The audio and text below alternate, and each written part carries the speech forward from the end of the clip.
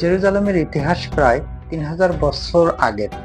দাউদ আলাইহিস সালাম সর্বপ্রথম জেরুজালেমকে ইহুদিদের রাজধানী হিসেবে ঘোষণা করেন। তার পুত্র সুলাইমান আলাইহিস সালাম এখানে একটি বিশাল মন্দির নির্মাণ করেন, যা সুলাইমানের টেম্পল হিসেবে পরিচিত।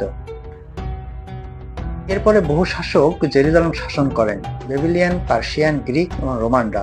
ঈসা আলাইহিস সালামের আমলে রোমানরা জেরুজালেম দখল করেছিলেন। এ সময় ইহুদিরা বহুবার বিদ্রোহ করেন, যার ফলে ইহুদিদেরকে এই শহর থেকে বের করে দেওয়া হয়।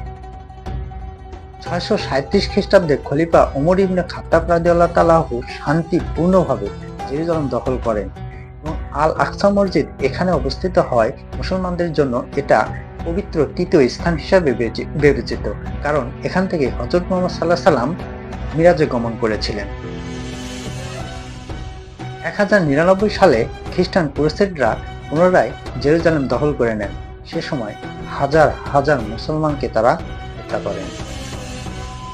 1187 খ্রিস্টাব্দে মুসলিম বীর সালাউদ্দিন আইয়ুবী পুনরায় জেরুজালেমকে দখল করে নেন এবং এখানে সকল ধর্মের মানুষকে শান্তিপূর্ণভাবে বসবাস ও ইবাদত করার স্বাধীনতা দান করেন।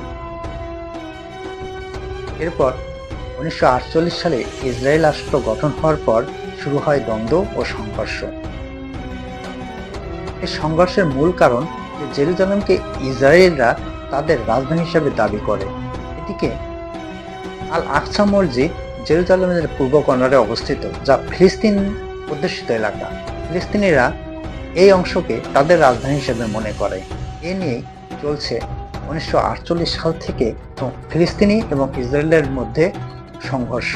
প্রিয় দর্শক, জেরুজালেম সম্পর্কে যদি আরো কোনো তথ্য জানতে চান তাহলে আমার সঙ্গে থাকুন। আমি পরবর্তীতে পর্যায়ক্রমে জেরুজালেমের ইতিহাস আপনাদের সামনে তুলে ধরব। আল্লাহ হাফেজ। আসসালামু আলাইকুম।